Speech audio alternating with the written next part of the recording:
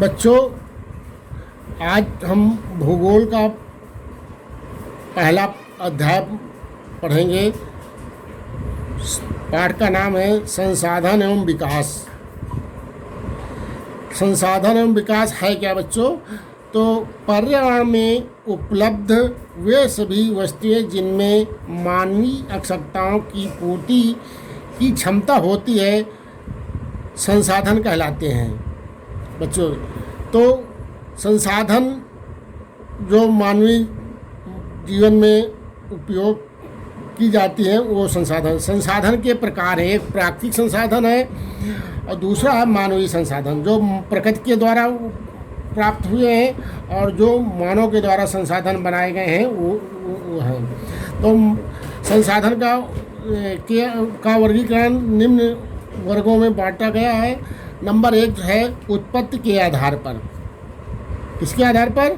उत्पत्ति के आधार पर बच्चों। नंबर 1 है जैव संसाधन। जैव संसाधन में जो प्रकृति में है, कोयला है, पेट्रोलियम है, मनुष्य, पशुधन है, ये जैव संसाधन के अंतर्गत आते हैं। दूसरा है अजैव संसाधन।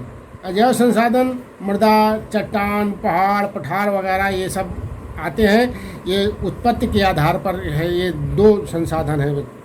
ऐसे समाप्ति के आधार पर ये नवीनीकरणीय संसाधन है और नवीनीकरणीय संसाधन। तो नवीनीकरणीय संसाधन सौर जैसे है, सौर ऊर्जा है, पवन ऊर्जा है, जल है, वाटर संसाधन है। ये नवीकरण ऊर्जा है। अनवीकरण संसाधन है।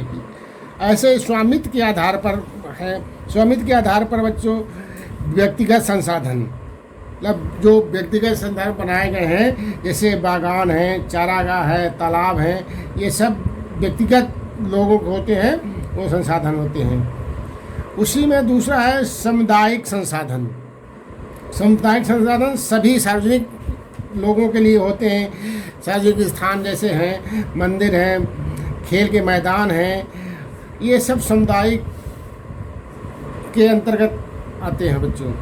ऐसे राष्ट्रीय संसाधन वो संसाधन हैं जो वन है, वन जीव हैं, सड़कें हैं, जो राष्ट्र द्वारा सबके लिए निर्मित होती हैं, बनाई होती हैं, उन्हीं को राष्ट्रीय संसाधन कहते हैं। अंतर्राष्ट्रीय संसाधन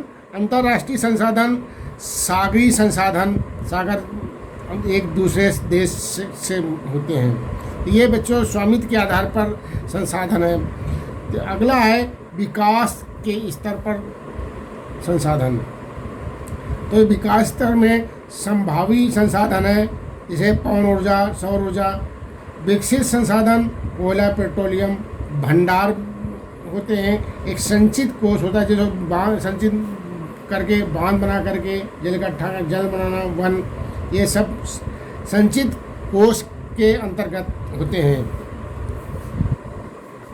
बच्चों, जैव संसाधन क्या है उसके बारे में बताया गया है। इन संसाधनों की प्राप्ति जीवन मंडल से होती है और इनमें जीवन व्याप्त होता है, जैसे मनुष्य, पशुधन, वनस्पति एवं जीव आदि। कोयला, पेट्रोलियम को जैविक स्रोतों के रूप में माना जाता है। ये जैविक संसाधन है। ऐसे ही अजैव संसाधन वे संसाधन जो निर्जीव वस्तुओं से बनते हैं, अजैव संसाधन कहलाते हैं। जैसे जो निर्जीव वस्तुएं, जैसे मृदा है, धातुएं हैं और चट्टानें हैं, ये सब अजैव संसाधन हैं और ये निर्जीव वस्तुएं होती हैं। निर्जीव वस्तुओं से ये अजैव संसाधन होते हैं बच्चों। ये अब है मृदा संसाधन। मृदा माने मिट्टी संसाधन, मतलब मिट्टी एक प्रमुख प्राकृतिक संसाधन है। हमारी जो पृथ्वी में जो है वो प्रकृति के द्वारा प्रदत्त है, वो जो प्रमुख संसाधन। भारत में के अनेक प्रकार के पाए जाते हैं। भारत में मिट्टी जो है विभिन्न प्रकार की पाई जाती है।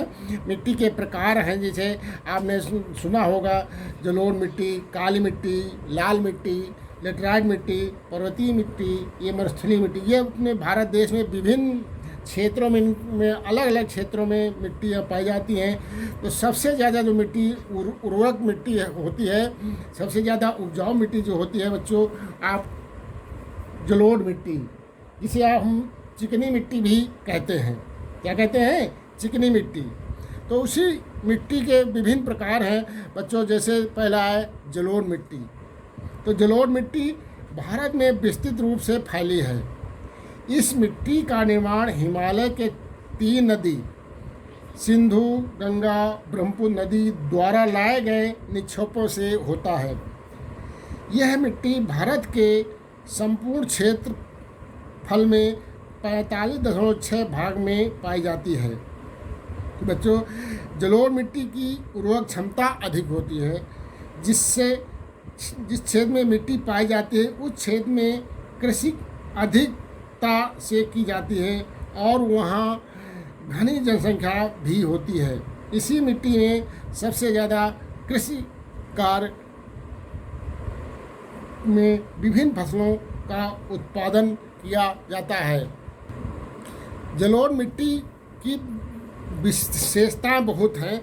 यह मिट्टी अपनी जो उत्तरी मैदान के अतिरिक्त सिंधु, गंगा, ब्रह्मपुत्र नदियों के द्वारा राजस्थान, गुजरात तक पूरी तटीय मैदान में विभिन्न नदियों में महानदी है, गोदावरी नदी, कृष्णा नदी, कावेरी नदी के डेल्टाओं में पाई जाती है। जलोढ़ मिट्टी में विभिन्न अंश पाए जाते हैं। जलोढ़ मिट्टी में पोटास, फास्फोरस और चूना युक्त होती है, जो ये विभिन्न फसलों के लिए उपयोगी होती है। इस मिट्टी में गन्ना, गेहूँ, चावल, दलहन फसलों की खेती की जाती है। इस मिट्टी में रेत, सिल्ट, चिकनी मिट्टी के विभिन्न अनुपात में पाए जाते हैं बच्चों। इसी की विशेषता है आयु के आधार पर जलोढ़ मिट्टी एक बांगर मिट्टी के नाम से जाना जाता है, जिसे पुरानी मिट्टी कहते हैं, और खादर मिट्टी के नाम से जाना जाता है, जो नवीन मिट्टी होती है। ये दोनों मिट्टी जलोढ़ मिट्टी के नाम से जाना जाता है बच्चों। ऐसे ही दूसरे नंबर की जो मिट्टी है काली मिट्टी। ये काली मिट्टी एकदम काली होती है। ये ज्वालामुखी के जो लावे निकलते हैं उससे जो मिट्टी ठंड हो जाती है उस क्षेत्रों में, वो ज़्यादातर वो काली मिट्टी होती है। इसी को हम काली या रेगुर मिट्टी के नाम से भी जानते हैं। तो बच्चों, इस मृदा को रेगुर मिट्टी भी कहा जाता है। यह भारत के कुल भौगोलिक क्षेत्र 45.6 भाग में फैली है, विस्तृत है। यह मिट्टी दक्कन पठार लावा जनक शैलों से बनी है। हमने भी बताया कि ज्वालामुखी से जो लावे निकलते हैं, शैल उन्हीं शैलों से बनी है। यह महाराष्ट्र में, गुजरात, मध्य प्रदेश, छत्तीसगढ़, विभिन्न राज्य के पठार तथा गोदावरी, कृष्णा नदी की घाटियों में पाई जाती हैं। इस मिट्टी में कैल्शियम सबसे ज़्यादा होता है। कैल्शियम इसीलिए कार्बोनेट, मैग्नीशियम, पोटास, चूने जैसे पौष्टिक तत्व पाए जाते हैं। यह मिट्टी में सबसे ज़्यादा जो फसल होती है कपास के लिए सर्वोत्तम मानी जाती है। यह कपास जो मिट्टी है सबसे ज़्यादा गुजरात में भी ये मिट्टी पाई जाती है बच्चों। अगली मिट्टी लाल मिट्टी है। इस मिट्टी का रंग लाल होता है। यह भारत के कुल भौगोलिक क्षेत्र के 10.6 लाख % लगभग पर विस्तृत है। इस मृदा का लाल रंग दक्कन के पठार के कम वर्षा वाले क्षेत्रों में लोहे के कणों का आग्नेय और उपांतिक चट्टानों में फैलने के कारण होते हैं। यह बच्चों ये राज्य है तमिलनाडु है, उड़ीसा है, छत्तीसगढ़ है, मध्य प्रदेश है, महाराष्ट्र है, आंध्र प्रदेश है। पश्चिम घाटी की पहाड़ी के गिरिपाद से पाई जाती हैं। ऐसे ही लैटराइट मिट्टी है, जो लैटराइट मिट्टी उच्च तापमान और अधिक वर्षा वाले क्षेत्रों में विकसित होती है। लैटराइट मृदा के निर्माण में निक्षालन प्रक्रिया की भूमिका का महत्वपूर्ण होती है।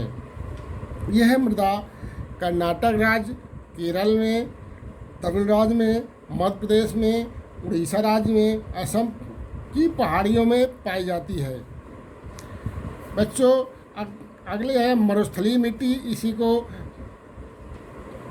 यह मिट्टी अब जो मरुस्थल क्षेत्र होते हैं, राज्य हैं, उन क्षेत्रों में पाई जाती है। यह मिट्टी भारत के कुल 4% भाग में फैली है। मरुस्थलीय मिट्टी शुष्क बलुई है, जो पवन द्वारा उड़ाई गई लोएस मिट्टी समान होती है। भारत में थार मरुस्थल इसी प्रकार की मिट्टी का क्षेत्र है। जो थार मरुस्थल है, ये राजस्थान राज्य में बच्चों है। ये बहुत है, सबसे बड़ा भारत का जो थार मरुस्थल है, बड़ा है। इस मिट्टी में गेहूँ, मक्का, बाजरा, दालें की खेती की जाती है। यह मिट्टी राजस्थान, गुजरात, हरियाणा में पाई जाती है।